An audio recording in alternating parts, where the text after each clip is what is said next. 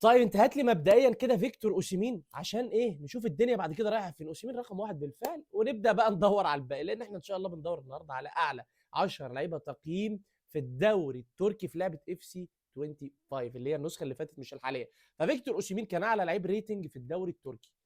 خلينا نقول ماورو ايكاردي رقم اتنين، برضه الاثنين جالاتا سراي. معانا لعيب اوروجواياني، فمش موسليرا، انا احساسي ان هو مش موسليرا. ليه بقى؟ انا هقول لوكاس توريرا، متوسط الميدان. لوكاس توريرا بالفعل كان اعلى من موسليرا. موسليرا مؤخرا بدا مستواه يقل لانه برضه كبر في السن وكده. طيب هات حكيم زياش، مش موجود. يبقى يوسف النصيري. بس هي بتتكتب ازاي نصيري؟ خلينا نقول يوسف. طيب ماشي، النصيري موجود بالفعل رقم أربعة. كلام جميل جدا ومنطقي. طيب معانا لعيب برتغالي، فوالله هروح على صانع العاب بشكتاش رافا. هو برضه بيتهيألي مفيش الا هو يعني. بس المشكله بقى في رافا ان احنا، او اسمه رافا سيلفا تقريبا. كلام جميل جدا رقم خمسة.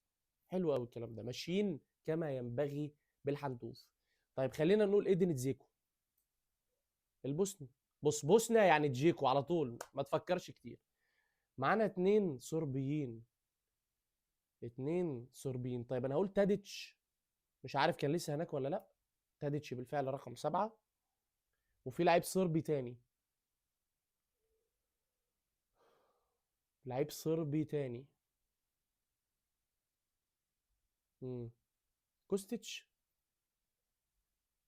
فيليب كوستيتش. كوستيتش بالفعل رقم 8. تاديتش وكوستيتش الاثنين كانوا لسه في الدوري التركي ساعتها. بتهيالي كوستيتش دلوقتي في اليوفي، مش عارف في اليوفي ولا فين والله. بس انا فاكر انه عدى على الدوري التركي يعني. اصل انا بلعب فيفا، فهتلاقيني ايه متابع حبتين يعني. فوالله معانا لعيب برازيلي ومعانا لعيب ايطالي التاسع والعاشر. فاحنا يعني ايطالي في الدوري التركي. ده مين ده؟ ده مين الايطالي اللي راح الدوري التركي ده؟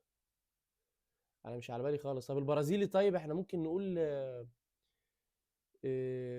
جابرييل سارا. لا مش موجود جابرييل سارا بتاع جالاتا سراي. طب الايطالي ده مين؟ انا مسقط برضه، مسقط حد، انا دايما بنسى حد مهم. البرازيلي ده المفروض سهل. لا اله الا الله، لا اله الا جالاتا سراي بشكتاش. إيه... واضح ان انا عطلت. هو في جالاتا سراي غالبا. فريد فنربخشة. فريد الحمد لله رقم تسعة. فيتبقى لدينا الحمد لله لحقنا اللاعب رقم 10، وهو ايطالي الجنسيه. فالمطلوب منك بقى ان شاء الله حبيب قلبي في الكومنتات تقول لنا مين هو اللاعب صاحب المركز العاشر